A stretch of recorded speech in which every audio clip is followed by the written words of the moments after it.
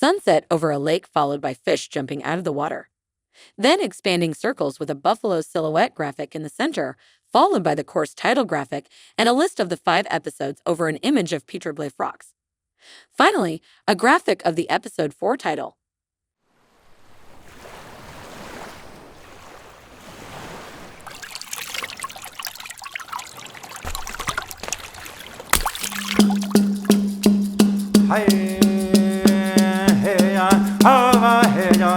Welcome back to Understanding Tribal Treaties and Reserved Rights. In our first episode, The Unique Status of Tribal Nations, we explored tribal sovereignty.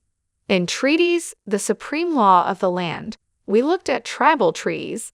In our last episode, Beyond the Paper, The Power of Reserved Rights, we unraveled the concept of reserved rights.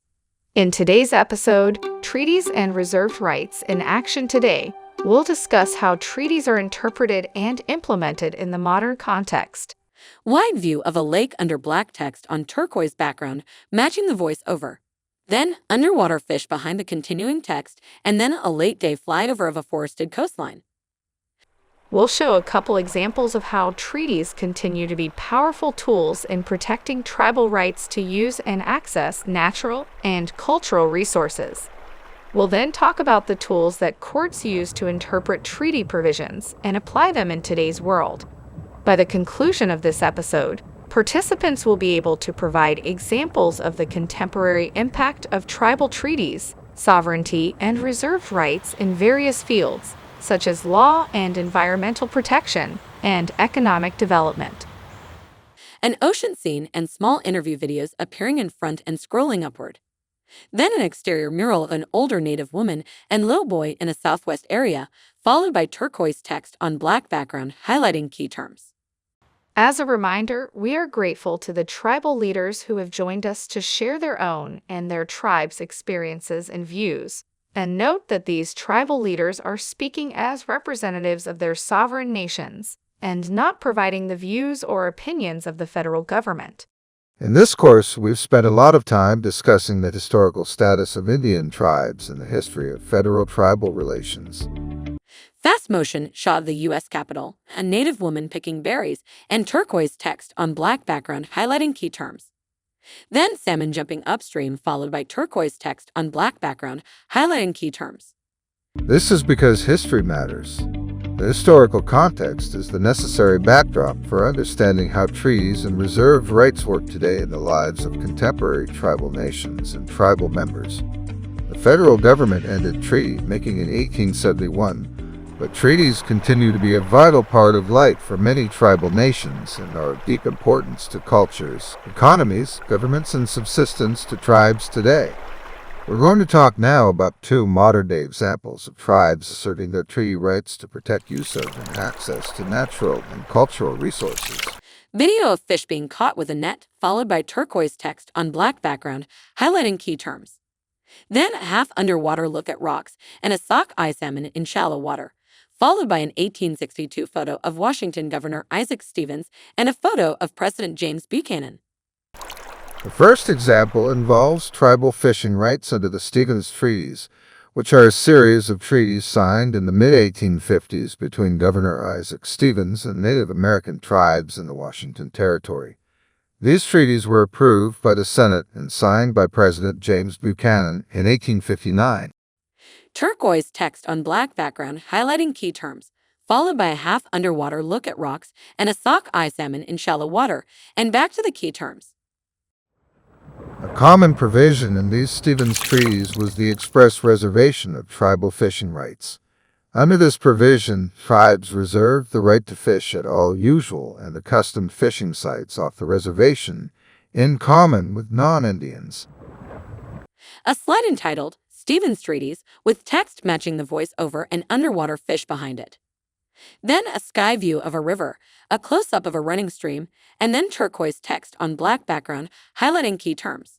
The exclusive right of taking fish in all the streams were running through or bordering said reservation is further secured to said confederated tribes and bands of Indians, as also the right of taking fish at all usual and accustomed places in common with citizens of the territory. Before we get to how the Supreme Court interpreted this language, let's talk about what's obvious from the text of this provision. The treaty recognizes that the tribes have an exclusive right to take fish from water inside and bordering the reservation. Outside the reservation, the tribes have a right to fish in their usual and accustomed fishing places. The phrase, in common with citizens of the territory. Salmon jumping upstream, turquoise text on black background highlighting key terms. A fish being released into a river, and a colorful title on black asking, how much fish? Clearly means that the tribe's treaty fishing rights off reservation are not exclusive rights, but rights shared with non-Indians. But what's not as obvious is the question of how much fish. How do we quantify this treaty fishing right? How much fish are tribes entitled to take under this treaty provision? Tan and turquoise text on black background matching the voice-over, followed by a moving shot of the U.S. Supreme Court, then back to the same text, and then an underwater view of sockeye salmon swimming, and back to the same text. According to the Supreme Court, the answer is a fair share of the available harvest in the Puget Sound and nearby waters. A fair share does not mean an equal opportunity to catch fish on the same grounds as non-Indians. Rather, it means a fixed share of the available fish, up to 50% of the available harvest, as necessary to provide a moderate living to the tribes. Let's consider another scenario. A tribe has a treaty right to fish, but the state has built structures that have harmed fish habitats and significantly diminished the fish available for tribes to harvest. Salmon swimming against the current, tan text on black background highlighting key terms. An inside view of a culvert, and an exterior view of a culvert. Then underwater of sockeye salmon and tan and turquoise text on black background, matching the voice-over. Can the treaty right to fish include a right of habitat protection? Can the treaty require states to refrain from taking actions that degrade fish habitat? These are facts from a case known as the Culverts case. The state of Washington had built culverts under its roads, which blocked hundreds of thousands of salmon from reaching their spawning grounds and other important habitats. This caused a significant decline in salmon runs, and in turn, the amount of salmon available to treaty tribes. The question was whether the state had a duty under the treaty to preserve fish runs and habitats. Underwater fish and mossy rocks, and then tan and turquoise text on black background, matching the voice-over. Then an overhead view of a calm lake and coastline, and an overhead view of a river. The Ninth Circuit said yes, and that the state had an obligation to replace or remove culverts because they threatened the survival of the fish that the tribes relied on. Here, in this case, the treaty fishing right protected not just the fish themselves, but also their habitats. These are just a few examples of how treaties continue to be powerful tools in protecting natural and cultural resources. View of a forest valley intercut by a bridge, a small sockeye salmon in shallow water, and tan and turquoise text on black background, matching the voice-over. It is important to bear in mind, however, that each example is unique and that even when dealing with similar treaty language and rights, treaty interpretation differs according to the historical circumstances of each tribe and treaty. Each treaty must be reviewed individually in its proper historical context. This is why claims to treaty and reserved rights are among the most complex and frequently litigated areas of Indian law. A collection of old treaties and documents, a statue with the U.S. Supreme Court in the background, a bronze justice statue with the American flag behind it, and a fast-motion view of the U.S. Capitol. However, when trying to determine the nature and scope of treaty rights, there are certain rules that courts apply to all treaties. First, there are the rules for determining whether a treaty right exists. Treaties and treaty rights remain valid unless and until Congress clearly expresses its intent to limit or extinguish them. An old document that dissolves into the U.S. Capitol with springtime tulips in the foreground, view from behind of someone in the audience. Remember, Congress and only Congress can unilaterally limit or extinguish tribal treaty rights. However, there must be clear and explicit evidence that Congress intended to end the treaty or the treaty right. Such intent cannot be implied. It must be clear, plain, and unambiguous. This is a very high bar, and it protects treaty rights by ensuring that treaties are not limited or extinguished in a backhanded way. Stock footage of someone working at a desk with papers, and then turquoise text on black background, highlighting key terms. Then a judge's hand and gavel, two people looking over official documents, and turquoise text on black background, highlighting key terms. There are also rules for interpreting treaties, which are commonly referred to as the canons of construction. We'll talk about two of those canons today. The first canon requires courts to interpret treaties as the tribes themselves would have understood the agreements at the time of signing. This rule recognizes language barriers faced by tribes in treaty negotiations. For example, many tribal members would not have spoken fluent English at the time nor been familiar with the legal meaning of certain English words. This rule also recognizes the unequal bargaining position of the tribes at the time of the treaties. The second canon mandates that courts should generally resolve any ambiguities in treaty provisions in favor of the Indians.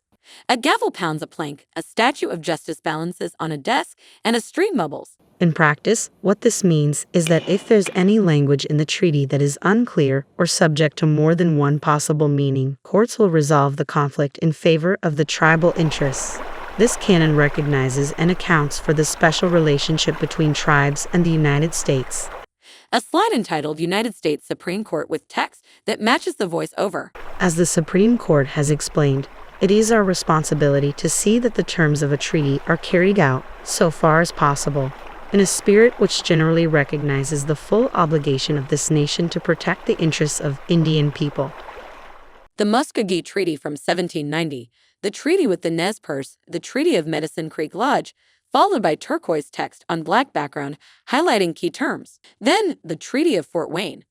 In addition to looking at the words of the treaty, the tribe's understanding of the treaty at the time it was negotiated, the surrounding historical context, and subsequent congressional action, it is also necessary to research any case law. Working with your agency's attorneys and experts such as linguists and historians when appropriate is essential. A statue with the U.S. Supreme Court in the background under black text on turquoise background matches the voiceover, followed by the same over an American colony's flag and the U.S. Capitol. More than a century ago, the Supreme Court developed these interpretive rules in recognition of the special federal-tribal relationship and the bargaining inequities between tribes and the United States. In negotiating treaties, the parties were not dealing at arm's length with equal bargaining positions. The United States came to the bargaining table in a superior negotiating position and with superior knowledge of the language in which treaties were recorded. It is important to recognize and account for this history when trying to interpret the meaning of treaty provisions and apply them in today's world. Black text on tan background matches the voiceover on images of Southwest petroglyphs and an overhead view of a Southwest reservation area. Your takeaway for this episode is that you should approach questions of treaty and reserved rights on a case-by-case basis with your attorneys. You should also reach out to relevant tribes for their views on the treaty provisions at issue. Interview with text over tells. This is Denise Harvey, Tribal Councilwoman for the Confederated Tribes of Grand Ronde. I wish federal employees, before meeting with the tribes, understood the treaties of the tribe and the difference in the treaties between tribes, especially if there's, opposition or concerns from other tribes, and you need to really understand the full history of those treaties and what those treaty rights were. A bird of prey perched on a leafless tree under black text on tan background matches the voiceover, followed by native women's feet dancing in slow motion under the same text, and then a slide with the course title and list of 5 episodes and fish swimming underwater. Now that you have completed this episode, you should be able to provide examples of the contemporary impact of tribal treaties, sovereignty, and reserved rights in various fields. Join us next time as we conclude our exploration of tribal treaties and reserved rights. A young woman in braids looks out over a high point vista, the sunlight illuminating a waterfall, the flags in the Hall of Tribal Nations, and then expanding circles with a buffalo silhouette graphic in the center.